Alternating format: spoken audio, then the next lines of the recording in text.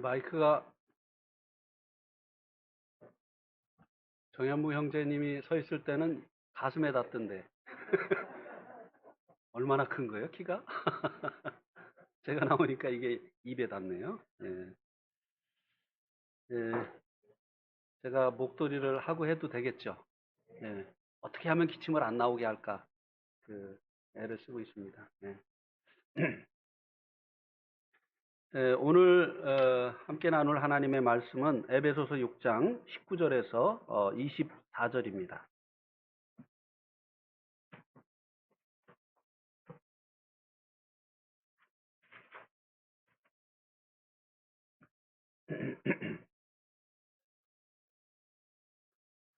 에베소서 6장 19절에서 24절까지인데요. 우리 교독을 하시도록 하겠습니다. 형제님들이 한 절, 자매님들이 한 절. 시작. 또 나를 위하여 구할 것은 내게 말씀을 주사 나로 입을 열어 복음의 비밀을 담대히 알리게 하옵소서 할 것이니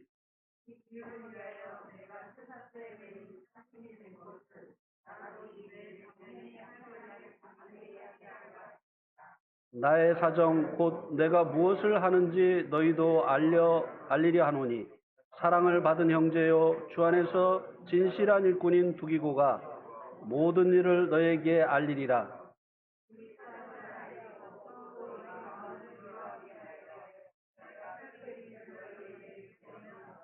아버지 하나님과 주 예수 그리스도께로부터 평안과 믿음을 겸한 사랑이 형제들에게 있을지어다.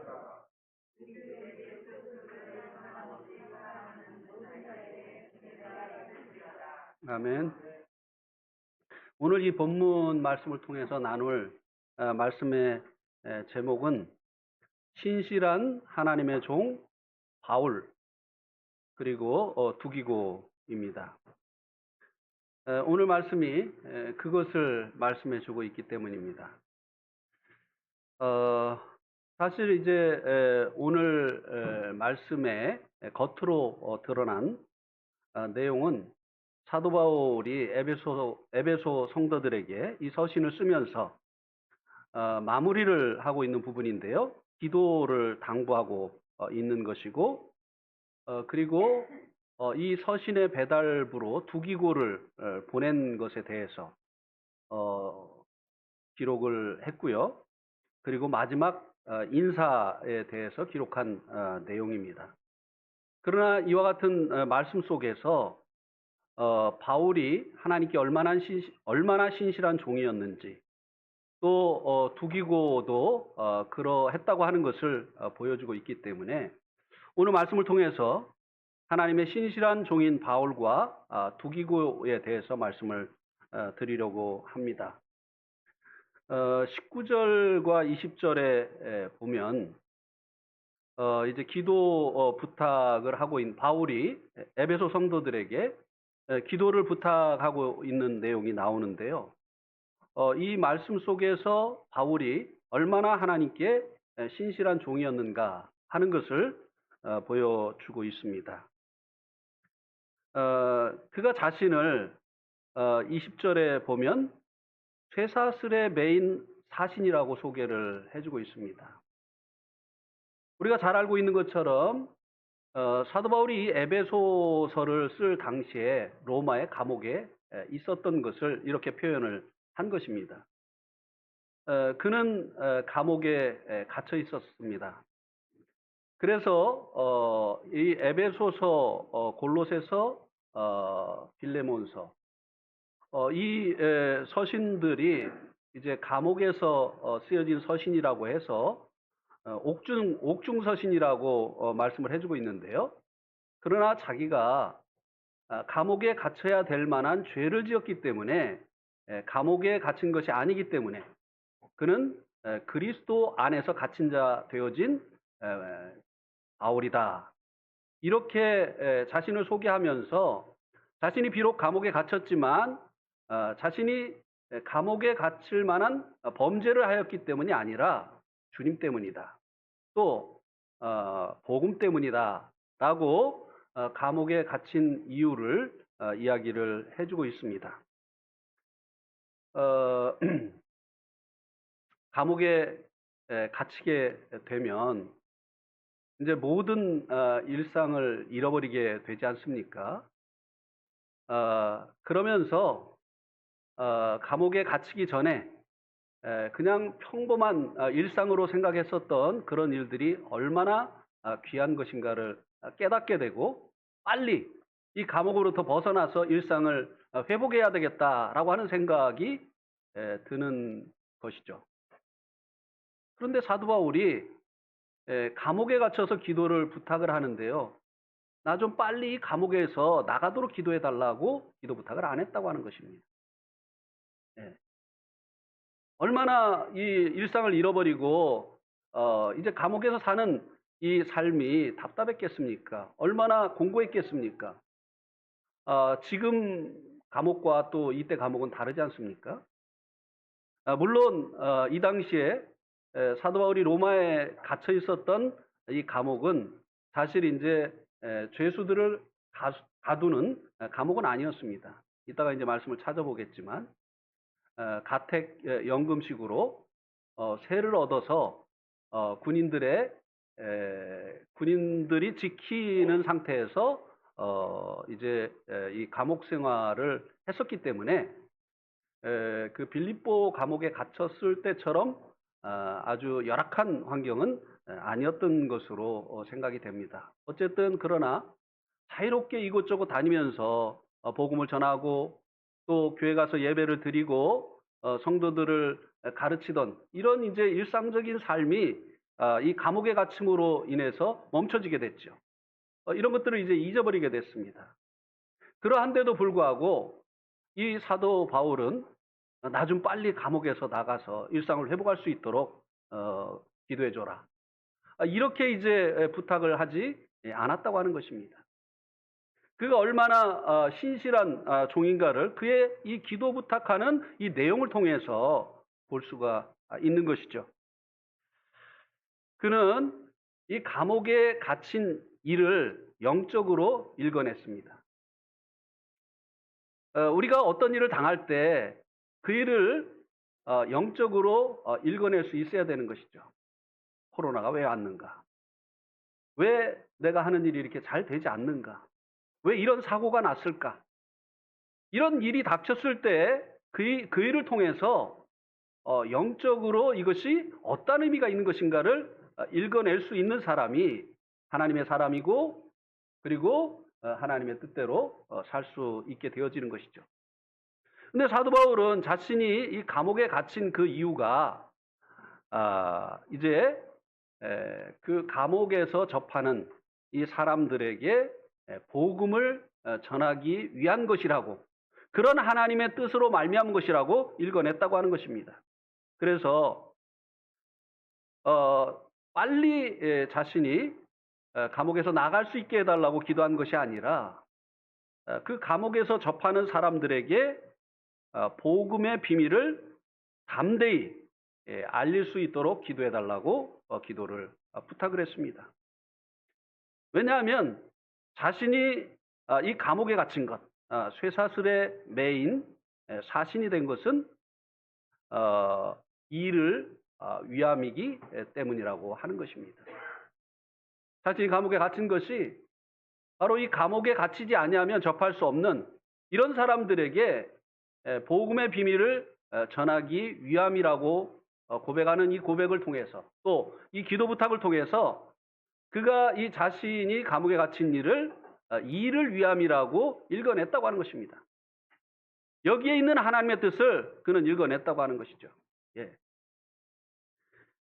그래서 이 사도 바울이 하나님 앞에 얼마나 신실한 종이었는가를 우리가 알 수 있게 되어지는 것이죠. 만약에 우리가 복음 전하다가 감옥에 갇혔다고 한번 생각을 해보십시오. 하나님, 이게 웬일입니까?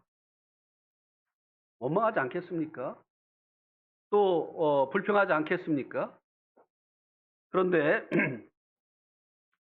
이 일은 복음을 전하기 위해서 하나님께서 계획하신 일이라고 범사의 주님을 인정하면서 이를 그렇게 받아들였다고 하는 것입니다. 그 다음에 이제 자신을 사신, 복음의 비밀을 알리는 사신이라고 이제 소개를 해주고 있는데요. 이 사신은 왕이나 국가의 그 최고의 지도자에게 어떤 사명을 받고 보내심을 받은 사람을 이야기하죠. 오늘날은 이제 대사라고 달리 이제 표현을 합니다. 하나님의 대사로 하나님께서 주신 그 사명을 가지고 파견을 받은 거예요. 감옥에 하나님께 이제 이 복음을 전하기 위해서 파견을 받은 것이라고 자신이 쇠사슬의 그 메인 이유가 그것이라고 고백을 해주고 있습니다. 그래서 하나님께 받은 이 사명을 잘 감당하게 해달라고 기도를 부탁을 하고 있는 것을 볼 수 있게 됩니다. 우리가 직장에 가는 것도 이제 이렇게 생각을 할 수 있어야 되겠죠. 단순히 거기 가서 이제 돈을 버는 그 같은 것이 우리들의 이 목적이 아니라 그곳에 하나님께서 나를 사신으로, 복음의 사신으로, 복음의 대사로 보내셨다. 이렇게 이제 우리가 기억을 하고 또 우리들도 기도 부탁을 해야 되겠죠. 그래야 우리가 그곳에서 하나님께 쓰임 받는 거예요. 그냥 그 주어진 일상을 그 직장 일을 하면서 시간을 보낼 것이 아니라고 하는 것입니다. 하나님 나를 이곳에 보내신 이유가 이곳에 있는 영혼들에게 감춰져 있는 이 복음의 비밀을 열어 보여주라고, 하나님께서 나를 이곳에 보내셨다라고 하는 생각을 가지고 그 일을 잘 감당케 해달라고 기도를 부탁을 해야 된다고 하는 것입니다.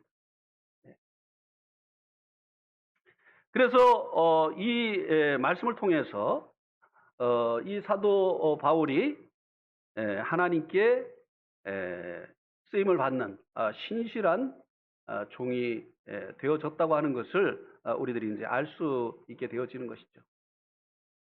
이렇게 이제 범사의 주님을 인정할 수 있는 이런 사람들을 하나님께서 마음대로 쓰실 수 있지 않겠습니까? 어느 곳이든지 비록 그곳이 감옥이라 할지라도 거기에 하나님의 뜻이 있으면 저를 보내주십시오. 그곳에서 제가 할 일을 하나님의 은혜를 힘입어서 감당하기를 원합니다 라고 하는 이런 생각을 가진 사람을 하나님께서 어느 곳이든지 보낼 수 있는 것이 아니겠습니까? 하나님 거기는 안 돼요. 거기는 너무 환경이 열악하잖아요.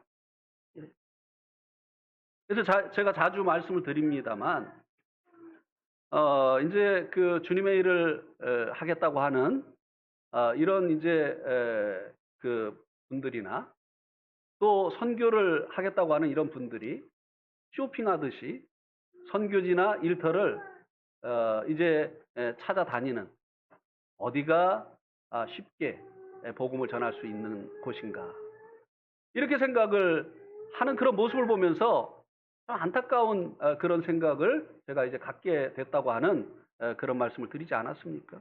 정작 복음이 필요한, 복음을 전하는 사람이 없기 때문에 복음이 필요한 그곳은 외면하고 이제 환경이 좋은, 핍박도 없고 어려움도 없고 이런 곳을 찾아서 가는 이런 이들을 하나님께서 사용하시겠는가? 정말 하나님의 일을 하기 위해서 가는 것인가? 아니면 자기의 일을 하기 위해서 가는 것인가? 하나님 이런 생각을 하지 않을 수가 없다고 하는 것입니다. 그래서 누군가가 선교를 하겠다고 하면 저는 이제 마지막 선교지는 회교권이다. 중동으로 가야 된다. 이렇게 말씀을 드린다고 말씀을 드렸죠. 그런데 이제 거기는 고난이 기다리고 있죠. 그래서 복음을 듣지 못해서 복음에 소외되어 있는 그들이, 하나님의 일꾼들이 이제 고난을 각오하고 나아갈 이런 마음을 갖지 않기 때문에 계속 복음에 소외되어 있는 이런 상태에 있다고 하는 것입니다. 우리나라 자체도 마찬가지죠.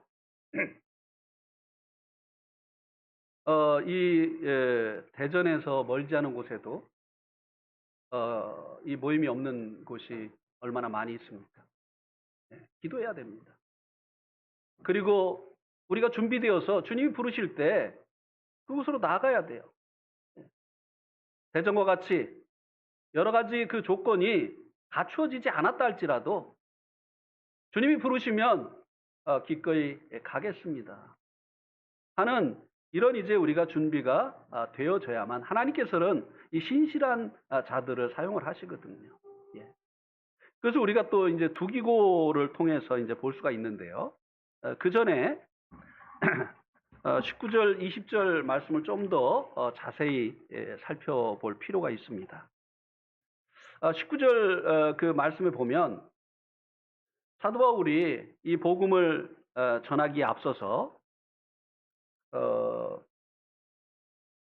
나를 위하여 구할 것은 내게 말씀을 주사, 자기에게 이제 전할 말씀을 하나님께서 주시기를 위해서 기도를 했다고 하는 것입니다. 여러분, 사신이 가서 자기 말을 해서는 안 되는 거죠. 왕에게 보냄받은 사명을 가지고 간 이 사신이 사람들이 듣고자 하는 말을 해서는 안 되는 거잖아요. 그래서 이 사신은 왕이 자기에게 준 말씀을 받아야 되는 거예요. 그리고 왕이 준 말씀이 어떤 말씀이든지 이 사신은 가서 그 말씀을 전해야 되는 것입니다. 그래서 이 사도 바울은 하나님의 그 사신으로서 전할 말씀을 하나님께서 자신에게 주시기를 위해서 기도했다고 하는 것입니다. 주님께서도 그렇게 하셨죠. 요한복음 7장 16절을 한번 보시겠습니다. 요한복음 7장 16절.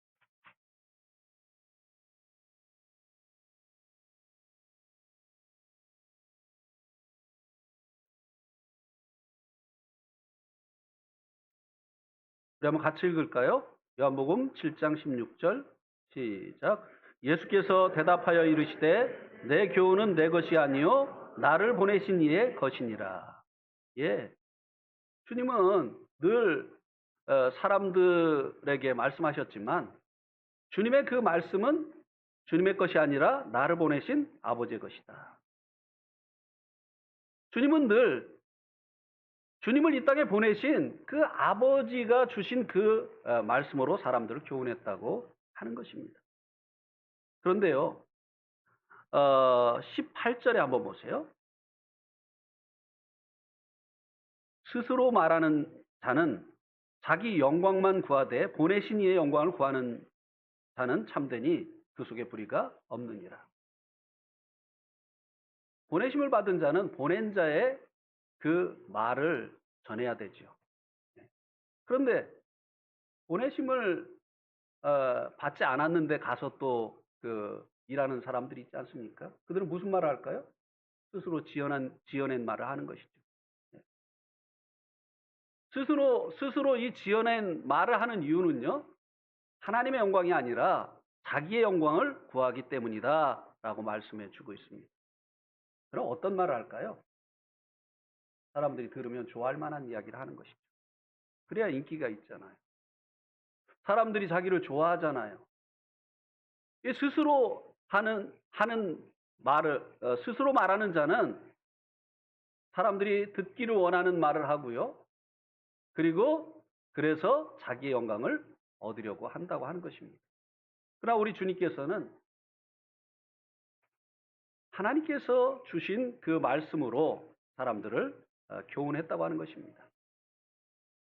사도 바울 또한 하나님의 대사로서 그가 이제 전할 말씀을 하나님께로부터 주시기를 위해서 기도해 달라고 부탁을 했습니다. 예. 우리가 복음을 전할 때도 그래서 기도해야 됩니다. 그냥 기계적으로 공식적으로 맨날 똑같은 말을 할 것이 아니라고 하는 것입니다. 왜요?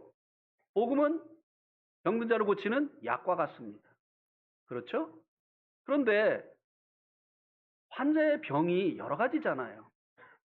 어떤 사람은 머리가 아파서 병원에 올 수도 있고 의사를 찾아올 수도 있고, 어떤 사람은 배가 아파서 올 수도 있고, 어떤 사람은 삭신이 아파서 올 수도 있고, 어떤 사람은 뼈가 문제가 돼서 올 수도 있고, 여러 그 병이 다른데 똑같은 약으로 해결이 되느냐고 하는 것이에요.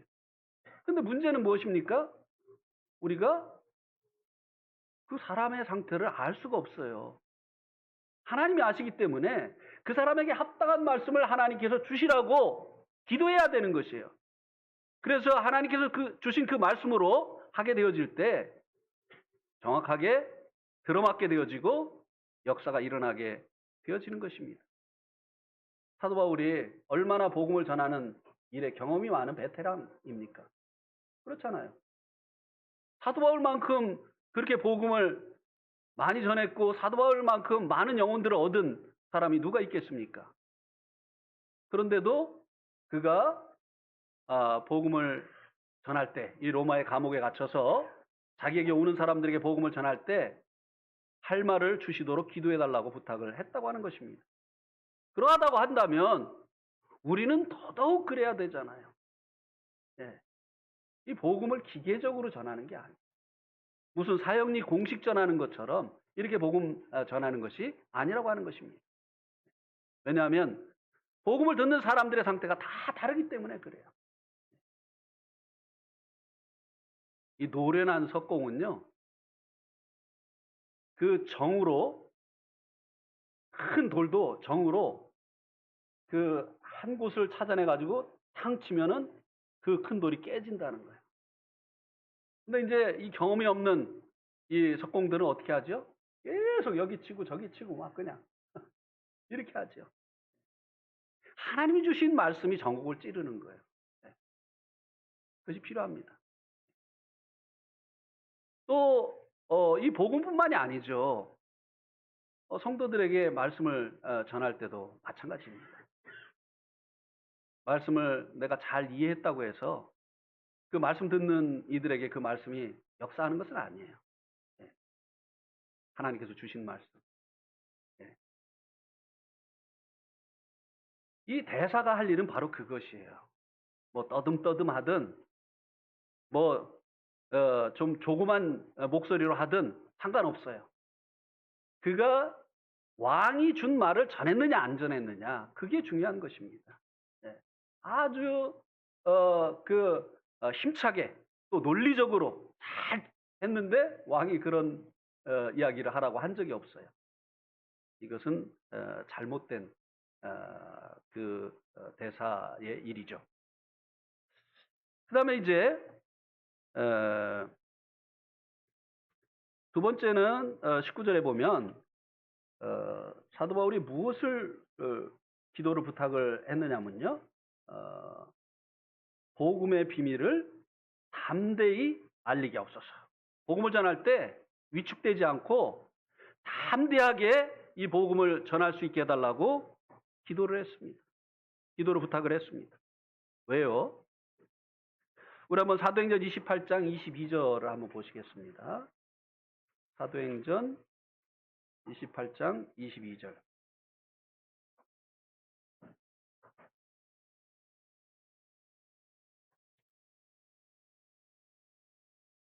이에 우리가 너희 사상이 어떠한가 듣고자 하니 이 파에 대하여는 어디서든지 반대를 받는 줄 알기 때문이라 하더라. 사도 바울에게 이제 로마의 그 가택연금을 당하고 있는 사도 바울에게 말씀을 들어온 유대인들이 한 말입니다. 어디를 가나 당신들 파는 반대받는다는 거, 우리가 그거는 알고 있다. 예, 그렇습니다. 사도 바울은요, 하나님의 그 복음의 대사로서 각 곳에 가서 하나님 주신 이 복음을 전했습니다. 그런데 가는 곳마다 반대를 받았어요. 핍박을 받았어요. 때로는 돌에 맞아서 기절을 해서 사람들이 죽은 줄 알고 성 밖에다가 내쳐버렸습니다. 이런 핍박을 받으면 위축되기 마련이죠. 네. 지금도 사실 이 사도 바울이 감옥에 갇혀 있는 상태입니다. 그래서 복음을 전할 때 담대히 전할 수 있도록 위축되지 않고, 비록 반대를 받지만, 핍박을 받지만, 감옥에 갇히지만, 채찍에 맞지만, 그런 일들로 인해서 위축되지 않고 담대히 전할 수 있도록 해달라고 기도 부탁을 했었던 것입니다.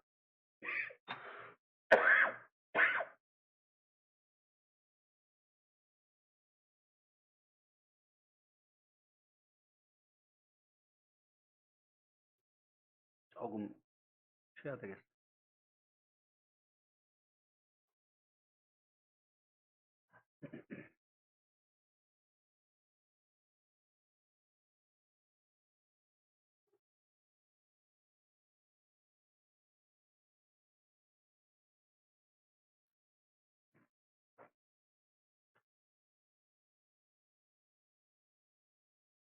제가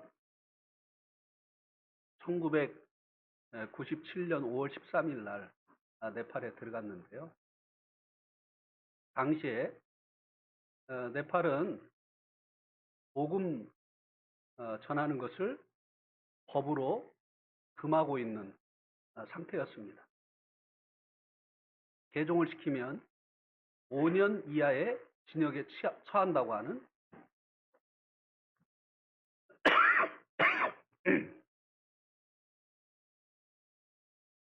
현행법을 가지고 있는 상태였습니다. 그것을 알고 있었기 때문에 네팔에 들어가서 상당히 위축이 됐어요. 어느 정도 위축이 됐느냐 하면 찬송을 크게 할 수도 없었어요. 네팔에 와가지고 복음 전하지도 못하고 쫓겨날까. 감옥에 갇히는 것보다 복음 전하러 왔는데 복음도 못 전하고 감옥에 갇혔다가 추방당하면 어떡하나 하는 이런 마음 때문에 굉장히 위축이 되어 있었습니다. 그래서 이제 갈 때 한국에 있는 성도들에게 이런 상황을 알리면서 기도 부탁을 했었죠. 제가 담대히 네팔에서 복음 전할 수 있도록 해달라고. 주님께서 이 안전을 지켜주시도록 위해서 해달라고 기도를 부탁을 했습니다. 간지 한 6개월이 지났을 때인 것 같아요. 아침에 이제 경건의 시간 하기 위해서 기도하려고 엎드려 있는데요. 저 이런 거 별로 안 좋아하는데요. 주님이 제게 말씀하셨어요. 두려워하지 말고 담대하라. 깜짝 놀랐습니다. 제가 아침에 일어나서 기도를 하다가 약간 이렇게 조는 습관이 있거든요. 피곤해가지고. 아마 그날도 약간 이렇게 졸려고 하는 순간이었던 것 같아요. 그때 주님께서 제게 말씀하셨어요. 그래서 정신이 번쩍 들었습니다. 제가 얼마나 위축되어 있으면 주님께서 직접 이렇게 말씀을 하셨겠습니까? 그리고 나서 이제 그날 경건의 시간 하는 말씀이 사도행전 18장이었기 때문에 사도행전 18장을 폈습니다. 한번 보시겠습니까? 사도행전 18장 쭉 읽어 나가는데 9절과 10절에 보니까 밤에 주께서 환상 가운데 바울에게 말씀하시되 두려워하지 말라. 침묵하지 말고 말하라. 내가 너와 함께 있음에 어떤 사람도 너를 대적하여 해롭게 할 자가 없을 것이니 이는 이 성 중에 내 백성이 많음이라 하시더라. 주님께서 기도하는데 들려주셨던 그 음성이 말씀에 또 있었어요.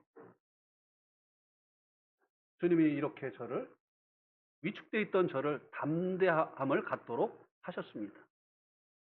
그리고 기도하게 하셨고 첫 열매가 되어질 허마를 만나게 하시고 이제 이 허마에게 복음을 전해서 첫 열매를 얻게 하시는 이런 일을 주님께서 이루어 주셨습니다. 그래서 이제 이 사도 바울이 자신이 이 복음을 전할 때 담대하게 입을 벌려서 복음의 비밀을 담대하게 알리게 해달라고 기도를 부탁을 했었던 것을 볼 수 있게 됩니다. 그 결과가 어떻게 나타났는가를 한번 보시겠습니다. 사도행전 28장 30절 31절에 보니까요. 사도행전 28장 30절 31절에 보니까 바울이 온 이태를 자기 셋집에 머물면서 자기에게 오는 사람을 다 영접하고 하나님의 나라를 전파하며 주 예수 그리스도에 관한 모든 것을 어떻게 해요? 담대하게 거침없이 가르치더라. 예, 기도를 부탁했고 또 성도들이 부탁받은 대로 기도한 결과가 이렇게 나타났습니다. 담대히 거침없이 가르치게 되는 이런 결과가 일어나게 되어졌다고 하는 것입니다. 우리도 그래서 말씀을 전할 때, 복음을 전할 때 기도 부탁해야 되는 거예요. 아니, 어떤 그 세일즈맨이, 물건을 파는 이 세일즈맨이 그 자기 물건에 대해서 얘기를 하면서 쭈삣쭈삣하고 이렇게 그 위축된 상태에서 이렇게 하면 그 사겠습니까? 담대하게 하게 될 때 관심을 갖게 되어지고 또 그 물건을 사는 이런 또 결과가 일어나는 것이 아니겠습니까? 복음을 전하는데 죽은 자를 살리는 이 복음을 전하는데 담대하게 전하지 않고 뭐 부끄러워하면은 복음의 역사가 일어날 리가 없죠. 예. 그래서 이 복음을 전하고 하나님의 말씀을 전할 때 담대하게 전할 수 있도록 기도를 부탁하는 것이 필요하고 또 기도를 부탁받은 우리들은 이것을 위해서 기도하는 것이 필요하다고 하는 것입니다. 특별히 타무 문화권에 가서 이제 복음을 전하고 있는 이 선교사들이 이 담대함을 가지고 복음을 전할 수 있도록 특별히 핍박이 많은 복음 전하면 목숨을 잃어버릴 수도 있는 이런 지역에서 복음을 전하고 있는 이런 선교사들을 위해서 그들이 그 환경 때문에 위축되지 않고 담대하게 복음을 전할 수 있도록 우리들이 기도를 해야 됩니다.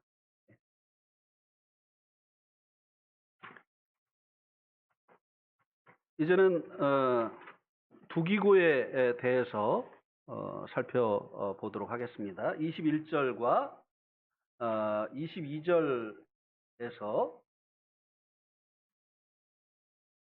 말씀해주고 있는데요.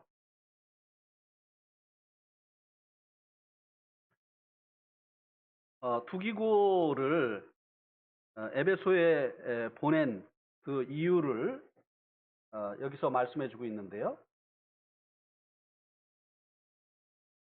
제가 21절하고 22절이라고 말씀드렸습니까? 19절하고 20절이라고 말씀을 드렸습니까?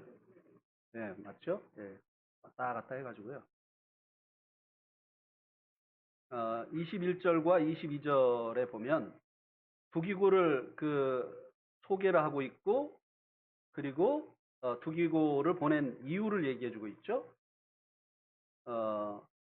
두기고를 그 보낸 이유가 뭐냐 하면 자신 바울의 사정을 알리려고 이 에베소 성도들에게 바울의 사정을 알리려고 하는 것이었고요. 그리고 또 이 두기고가 어떤 사람이라고 소개를 해주고 있느냐면 사랑을 받는 형제요.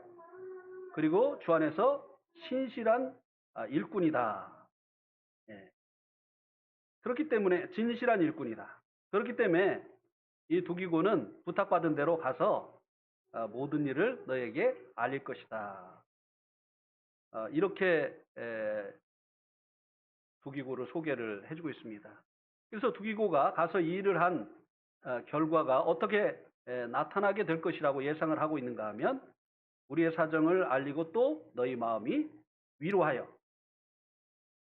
이 사도 바울의 그 사정을 에베소 성도들이 듣고 위로를 받게 되어질 것이라고 사도 바울이 예상을 하고 있는 것을 볼 수 있게 되죠.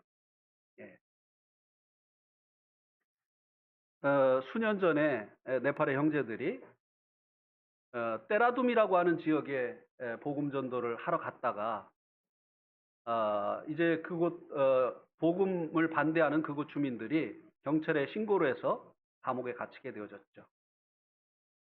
우리가 그 소식을 듣고 그 일을 위해서 기도했었던 기억이 다 있으실 겁니다. 예, 헌금도 보냈죠. 예. 근데 이제 그 소식을 듣고 나서 제가 정말 궁금했던 것이 무엇인가 하면 이 형제들이 감옥에 갇혀서 어떻게 하고 있을까? 두려움에 휩싸여 있진 않을까?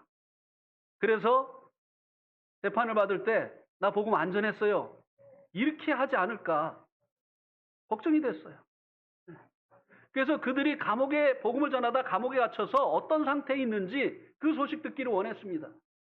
근데 드디어 소식이 왔어요. 기후였습니다. 형제들이 위축되고 그리고 복음 안 전했다고 하면서 그 재판에서 유리한 판결을 얻으려고 하는 이런 말들을 하지 않을까 하는 이것은 기우였습니다. 형제들이 매일 아침 일어나서 성경이 없으니까 말씀을 그 암송한 것을 가지고 서로 교제하고 기도하고 그리고 그 감옥에 같이 갇혀 있는 사람들에게 복음 전하고 그리고 경찰에게 성경책을 좀 갖다 달라고 했죠. 그러니까 경찰이 화를 내면서 니들이 여기 갇혀 있는 이유가 뭔지 몰라? 도대체? 그래서 이제 이 전도지를 그 경찰서 안에 있는 모든 사람들에게 다 전했다고 하는 이런 소식을 듣고 얼마나 제가 큰 위로를 받았는지 모릅니다. 에베소 성도들도 마찬가지였을 거예요. 사도 바울이 감옥에 갇혀 있다고 하는 오랜 시간 동안 가이사랴에서 2년 있었죠. 네, 가이사랴에서 2년 있다가 로마로 와서 또 2년을 이제 옥살이를 했단 말이죠. 이렇게 이제 오랜 세월 동안 옥살이를 하다 보면 지칠 수 있거든요. 약해질 수 있거든요. 그래서 지금 상태가 어떠한 상태에 있는지 에베소 성도들이 듣고 싶었을 것입니다.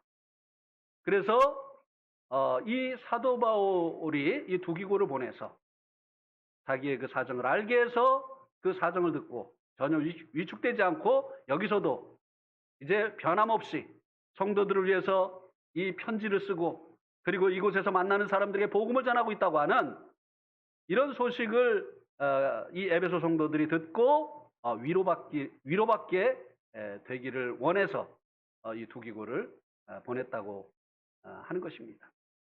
그런 일이 일어날 것을 이제 이 사도 바울이 이제 예상을 했었죠. 그런 경험을 하고 나니까요, 이게 다 이해가 돼요. 예. 만약에 우리 가운데 이제 그 선교를 하러 어떤 형제가 이제 갔는데 그 형제가 회교권으로 갔는데 복음 전하다 감옥에 갇혔다고 한번 생각을 해보세요. 얼마나 궁금하겠습니까? 왜요? 거기는 그 사형을 시킬 수도 있잖아요. 그러니까 그런 위협 속에서 어떻게 하고 있을까? 그런데 그런 위협 속에서도 전혀 굴하지 아니하고 위축되지 않고 감옥에서도 계속 그 같이 같은 사람들에게 복음을 전하고 있고 그리고 성도들을 위로하고 격려하기 위해서 서신을 써서 보내고 있다고 하는 이런 소식을 들으면 우리가 얼마나 큰 위로를 얻고 우리도 또한 이 복음에 대해서 얼마나 담대한 마음을 가질 수 있게 되어지겠느냐고 하는 것입니다. 두기고를 보낸 그 목적이 바로 여기에 있었던 것이죠.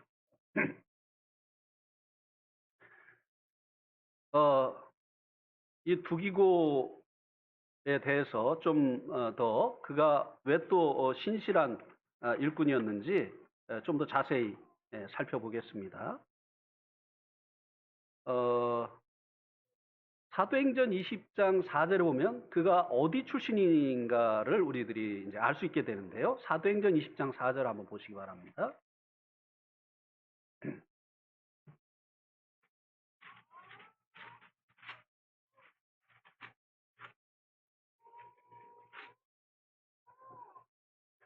그가 사랑받는 자이고 신실한 일꾼이라고 했는데요. 먼저 20장 4절에 보니까 아시아까지 함께 가는 자는 베레아 사람 부로의 아들 소바도와 데살로니가 사람 아리스다고와 세군도와 더베 사람 가이오와 및 디모데와 아시아 사람 두기고. 예. 이 두기고의 그 고향이 어디라고 말씀해주고 있습니까? 이 당시에 아시아는 지금의 어딘지 아시죠? 예, 터키. 예. 터키 소아시아 출신이었습니다. 예? 예? 한국 출신 아니에요, 아시아. 한국에 도시 있죠. 예. 그래도 이 터키 출신이었습니다. 예. 그리고 이제 이 두기고가 아시아 출신인데 계속 사도 바울과 동행을 했습니다. 그러면서 이 두기고는 사도 바울을 통해서 사도 바울을 보고 배우는 과정을 겪었다고 하는 것입니다. 아침에 일어나 보면 사도 바울이 뭐 하고 있죠? 예, 기도하고 있어요. 주님의 말씀 보고 있습니다.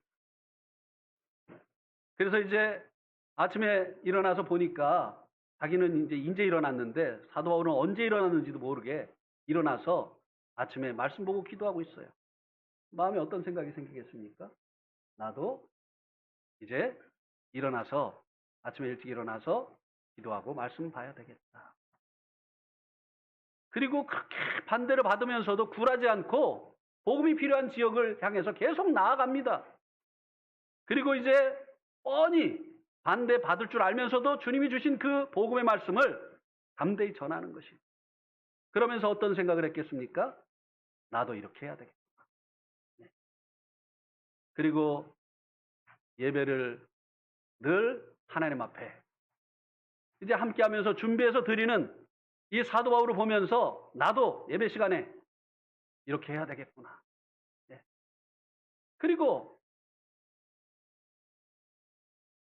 낮에는 열심히 뭐를 해요? 천막 만드는 일을 해요. 네. 아주 그냥 열심히 천막 만드는 일을 합니다. 그리고 몸이 피곤할 텐데 저녁에는 뭐 합니까? 복음 전하고 말씀 전하는 거. 돈을 버는 목적이 어디에 있었어요? 자기 집 사고 그리고 좀 더 나은 삶을 살기 위한 것이었습니까? 아니에요. 오로지 한 가지였어요. 복음 전하는 일을 위해서. 이것을 보면서 두기고가 뭘 배웠겠습니까? 나도 이렇게 살아야 되겠구나. 하나님 앞에 헌신된 이 사도 바울과 동행하면서 그는 이 모든 것들을 배울 수 있었던 것입니다. 주님도 제자들을 그렇게 가르치셨어요. 무슨 오늘은 시편 공부하자. 오늘은 잠언 공부하자. 오늘은 성막에 대해서 공부하자. 이렇게 하시지 않으셨어요. 주님을 보고 배울 수 있게 하신 것이죠. 그래서 사도 바울도 뭐라고 했습니까? 한번 고린도전서 11장 1절을 한번 보세요. 고린도전서 11장 1절.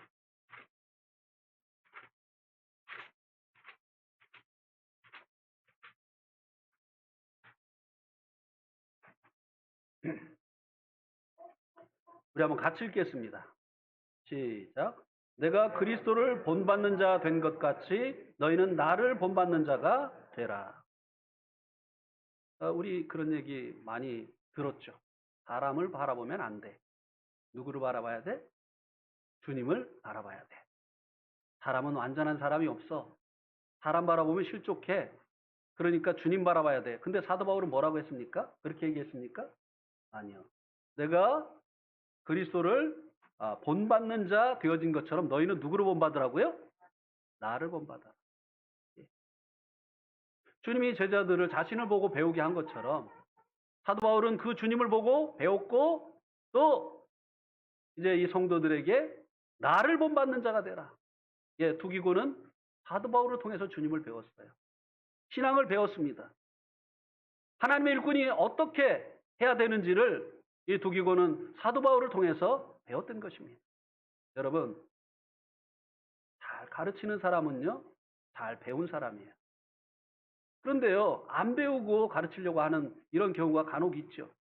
뭘 가르치겠습니까? 어디서 보고 퍼다가 날르는 그 일밖에는 더 할 수 있겠습니까? 안 되는 거예요. 예. 배운 사람들이 그 배운 방식으로 가르칠 수 있는 것이에요. 제가 어떤 형제에게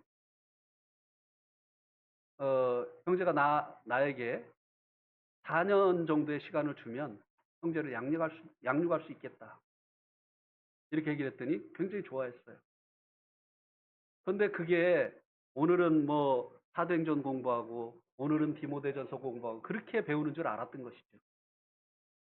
그런데 제가 처음으로 준 과제가 뭐냐면 아침에 만나를 내가 매일 아침에 그 교회 그 단톡방에다 올리는데 그거를 읽고 그냥 영혼 없는 댓글 달지 말고 말씀 감사합니다. 이거 말고 그 내용에서 마음에 와닿은 거, 또 깨달은 거, 그것을 댓글을 달고 그리고 이 아침의 만나를 통해서 그 주님과 아침에 이제 교제를 하는 것부터 시작을 해라. 한 번도 안 달아. 아침에 못 일어난다는 거예요. 안 돼요. 그렇게 하면. 주님께 쓰임받는 일꾼이 되기 위해서는요. 기본이 닦여져야 되는 거예요. 그죠? 네? 기본기가 있어야 되는 거예요. 기본이 없으면 안 되는 거예요. 아니 자기는 경건의 시간 안 하면서 성도들에게 경건의 시간 하라고 뻔뻔스럽게 가르칠 수 있습니까? 간혹 있어요. 자기는 안 해요. 근데 성도들에게 하라고. 지금 모르겠습니다만 제가 그 일어나는 시간에 급한 일이 있어서 전화를 할 수 있는 사람이 지금 몰라요. 몇 년 전에 몇 사람밖에 없었어요. 왜냐하면 전화를 하면 다 그냥 그때 일어난 그런 목소리 받으니까 제가 너무 미안해가지고. 네.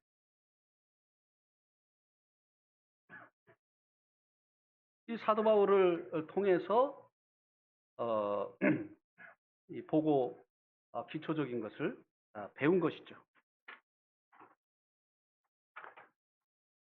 우리가 이제 기본적인 것을 이제 배워야 되는데요. 주님께 쓰임받는 일꾼이 되기 위해서 첫 번째 경건의 시간을 가져야 됩니다.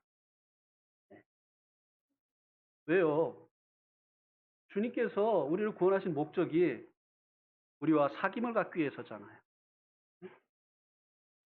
결혼을 해놓고 따로 살면 뭐하러 결혼한 거예요? 우리와 교제하기를 원하시는 주님과 우리가 이제 연합을 해놓고 주님을 믿고 구원을 받아놓고 주님과 교제를 안 하고 지내. 이게 무슨 신앙생활입니까? 네. 이거는 종교생활이에요. 살아계신 그 주님과 만나고 주님과 교제하는 이것이 없는 신앙생활은요. 이거는 종교생활입니다. 그냥 말 못하는 우상 앞에 생명 없는 그 우상 앞에 자기가 필요한 것만 그냥 달라고 하고 평상시에는 아무 관계없이 살고 우리는 살아계신 주님을 만났어요. 그 주님께서 우리와 교제하기를 원하십니다. 그래서 이 경건의 시간을 해야 되는 거예요. 그 시간을 떼어놔야 되는 거예요. 남녀가 사랑하면 얼마나 만나려고 합니까? 그 시간을 어떻게든지 보장받으려고 하잖아요. 네? 뭐 직장에서 일하라고 해도 아니 오늘 안 돼요. 네. 오늘 제가 약속이 있어요. 합니까? 안 합니까? 안 하죠. 그 다음에 교회 출석하는 이건 기본적인 거예요. 아니 자기는 교회 출석 안 하면서 뭐 자기가 일꾼이 돼가지고 모이기에 힘써야 됩니다. 그 말에 힘이 있겠습니까? 있겠어요? 없겠어요? 없잖아요. 아니 자기는 뭐 자기 개인의 일이 있으면 오늘 사정이 있어서 교회 못 갑니다. 이래놓고 나중에 성도들에게 주님을 우선순위에 둬야 됩니다. 이렇게 하면은 그게 먹히겠어요? 안 먹히는 거예요. 그 다음에 증인된 삶을 살아야 되는 것이에요. 사도 바울이 계속해서 이 증인된 삶을 살지 않았습니까? 한 사람의 영혼을 위해서도 기도 부탁 안 해요. 심지어는 자기 가족을 위해서도 복음 전하지 않습니다. 그런 사람이 어느 날 주님이 부르셨다고 하면 누가 믿겠어요? 믿겠어요? 안 믿겠어요? 안 믿어요. 나는 안 믿습니다. 아니 자기 가족들에게도 복음 안 전하는 사람이 선교 가겠다고요? 그건 주님의 부르심이 아니에요. 저는 그런 거 안 믿습니다. 아니 11조도 하나님 앞에 안 드리는 사람이 자기 생애를 주님께 드리겠다고요? 그것도 안 믿어요. 주님 앞에 이 적은 물질을 드리는 것도 해본 경험이 없는 사람이 주님 저의 생애를 드립니다? 아니에요. 거짓말이에요. 하나님도 안 믿습니다. 이 기본적인 이런 것들이 훈련되어질 때 주님께서 쓰실 수 있는 사람으로 준비가 되어지는 것입니다. 예. 저는 참 슬퍼요. 젊은 시절 다 그냥 직장만을 위해서 보낸 사람들이 어느 날 구원받은 지 오래됐다고 모임의 장로가 되는 것. 이런 거 보면서 참 슬퍼요. 네. 그건 아닙니다.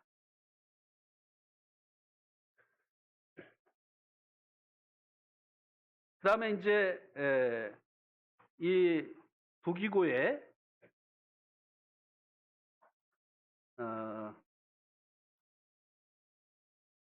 초기 사역.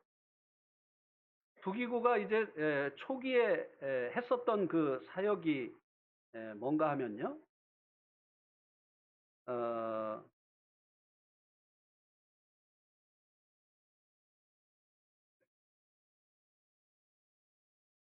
이 본문 21절하고 22절에도 나타나 있는 것처럼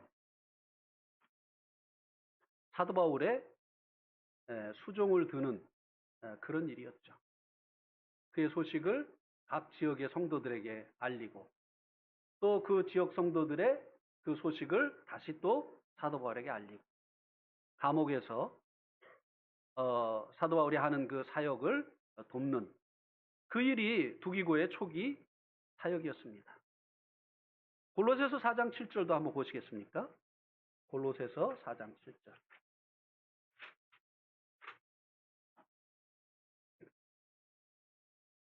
골로새서 4장 7절. 두기고가 내 사정을 다 너에게 알려주리니. 이 에베소뿐만 아니라 골로새 교회도 사도 바울이 이 두기고에게 골로새서를 지참하게 해서 가게 했습니다.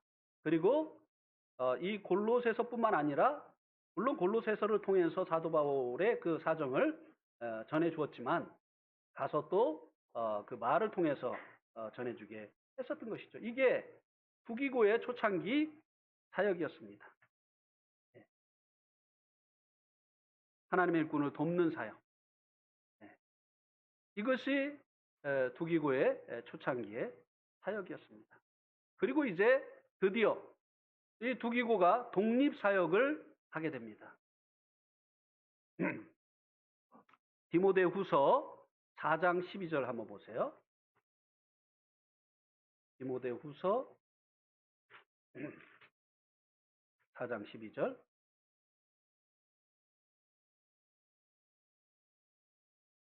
사도 바울이 이제 그 로마의 감옥에서 디모데를 부릅니다. 디모데가 그때 에베소에서 사역을 하고 있었는데, 그래서 그 에베소가 이제 공백이 있게 되니까 12절에 보니까 부기고는 에베소로 보내었노라. 이게 이제 두기고의 독립사역의 시작이었습니다. 참 준비가 잘 됐던 사람이죠. 왜요? 에베소 교회는 성경에 나오는 어떤 교회보다 사도 바울이 오래 사역을 했었던 교회입니다. 대략 3년 정도. 이 신실한 하나님의 종인 사도 바울이 3년이나 사역을 한 교회예요. 그리고 그의 영적인 아들인 디모데가 사역을 하던 곳입니다. 거기에 가서 사역을 할 정도면 두기고도 영적으로 얼마나 준비가 되어졌는가를 알 수 있게 되어지는 것이죠. 준비가 되어지니까 이제 독립사역을 할 수 있도록 이렇게 이제 보내는 것을 볼 수 있게 되죠. 디도서 3장 12절도 한번 보세요.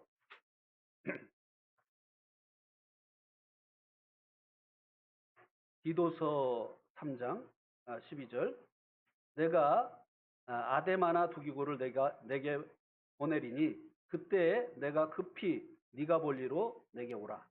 내가 거기서 겨울을 지내기로 작정하였노라. 이 디도를 그레데 지역에 보내서 그 지역 교회들의 그 장로들을 세우고 그리고 이제 잘못된 것을 바로잡는 일을 하게 했지 않습니까? 그런데 지금 이 사도 바울이 디도를 내가 볼리로 급히 니고 볼리로 부르고 있는데요. 그래서 또 공백이 생기니까 거기에 누구를 보냈어요? 두기고를 보낸 것을 볼 수 있게 됩니다. 예. 이렇게 이제 그가 독립사역을 할 수 있었던 것은 사도 바울과 함께하면서 사도 바울을 돕는 이 초기 사역을 통해서 그가 준비된 일꾼이라고 하는 것을 입증할 수 있었기 때문이라고 하는 것입니다. 그래서 사도 바울이 그를 소개할 때 사랑받는 자요 진실한 일꾼이라고 평가를 해주고 있습니다.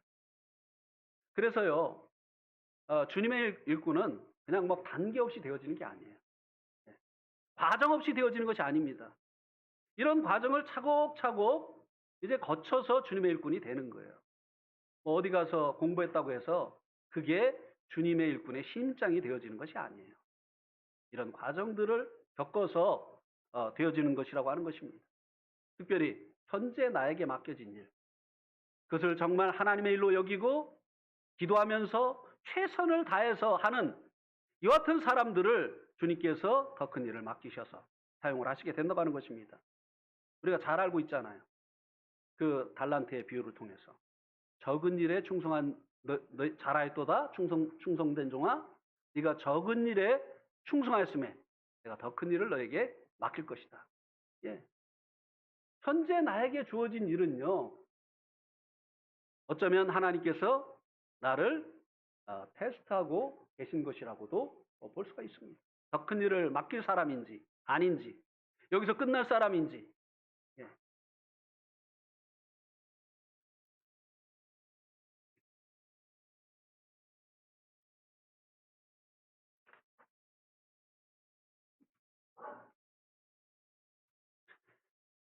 특별히 이 두기고가 이런 이제 신실한 일꾼으로 나타날 수 있었던 것은 그를 가르친 사도 바울이 또한 신실한 일꾼이었기 때문이라고 하는 것이에요. 그래서요, 우리 부모님들이 자식 교육할 때요, 큰아이만 잘 가르쳐 놓으면요, 밑에 애들은 따라서 해요. 그래요, 안 그래요? 그죠? 안 그래요? 일부만 그래요? 그, 형 따라서 안 하고, 언니 따라서 안 하는 애들은 못된 애들이에요. 일반적으로 형 따라서 합니다. 형이 하는 것을 그대로 이제 따라하죠. 그래서 첫 아이를 잘 교육해 놓으면은 그 다음에 이제 자녀 교육이 이제 잘 이렇게 되는 것이죠. 그래서 신실한 일꾼을 낳게 되어진다고 하는 것입니다. 그래서 아빠 엄마가 아이들에게 신실한 일꾼이 돼야 돼요. 아빠 엄마가 아침에 애들하고 같이 일어나요. 아빠 엄마가 기도하는 모습을 볼 수가 없어요. 예. 뭐 아빠 엄마가 바쁘면 교회를 안 가요. 이러면요. 애들이요. 그거 보고 그대로 배운다는 사실을 기억하시기 바랍니다. 여러분의 거울이에요. 자식들의 모습은요. 여러분들의 모습이라고 하는 것입니다. 미래의 모습이에요. 또 교회 장로가 집회의 우선순위를 두지 않고 집회의 우선순위를 두지 않는다? 그러면 성도들도 똑같이 합니다. 헌금이 적게 나오는 교회 책임이 누구에게 있을까요? 헌금이 적게 나오는 교회 책임이 누구에게 있을까요? 예, 앞선 성도들이 헌금을 잘하지 않는 것입니다. 참 이 부분에 대해서 난 참 내동교회에 대해서 감사를 해요. 그죠? 내동교회보다 인원이 뭐 2배, 3배 많은 데보다 헌금이 많이 나오니까. 네. 참 감사해요. 네. 이거 그러면 누구 자랑하는 거죠? 예. 디모데나 이 두기고 같은 이런 그 일꾼이 사도 바울을 통해서 양육을 받고 훈련을 받고 또 사도 바울과 같이 신실한 일꾼으로 나타났다고 하는 것입니다. 23절하고 24절은 마지막 인사인데요. 간단히 하겠습니다. 성부와 성자 예수님으로 말미암아 평안과 믿음을 겸한 사랑이 형제들에게 있기를 바라고 주님을 사랑하는 은혜가 모든 이에게 있기를 구하는 것입니다. 이 평안은요, 지금 내가 믿음으로 살고 있다는 하나의 증거입니다. 우리가 믿음으로 안 살면요, 마음의 평안을 잃어버리게 돼요. 우리가 믿음으로 살 때 마음의 평안이 있게 됩니다. 그리고 우리가 믿음으로 살기 위해서 필요한 게 은혜예요. 우리가 믿음이 좋아서 믿음으로 사는 게 아니에요. 하나님의 은혜 때문에 우리들이 믿음으로 살 수 있는 것이에요. 그래서 성도들을 위해서 기도할 때마다 우리들이 기도해야 될 것이 바로 이거예요. 평안과 믿음을 겸한 형제사랑, 그리고 주님의 이 은혜가 있기를 위해서 기도를 해야 된다고 하는 것입니다. 특별히 이 에베소 교회는 나중에 계시록에 보면 책망을 한 가지 받죠. 그게 뭐죠? 처음 사랑을 버렸다. 그래서 특별히 이 사도 바울이 이 에베소 교회를 위해서 형제 사랑 있기를 위해서 기도를 했었던 것입니다. 예. 우리가 주님의 일은 열심히 하는데 그 마음속에 예를 들어서 복음을 전하는데 영혼에 대한 사랑이 없이 복음을 전한다? 안 되는 거예요. 그 영혼의 그 상태를 보면서 같이 아파하는 이런 마음을 가지고 긍휼히 여기는 이런 사랑의 마음을 가지고 복음을 전하는 것. 예. 또 성도들을 도울 때도 그 동기가 사랑이 되어져야 된다고 하는 것입니다. 이 서신을 보고 우리들에게 느끼게 하시고 또 말씀해 주신 것이 있다고 한다면 이제 에베소서 끝났습니다. 느낀 것이 있다고 하면 그것이 우리를 향하신 주님의 바람입니다. 그것이 주님의 뜻입니다. 그래서 주님의 그 바람대로 우리가 살아가면서 참 평안을 누리고 또 믿음으로 주님과 성도들을 사랑하는 은혜가 넘치는 여러분들이 되시기를 바랍니다.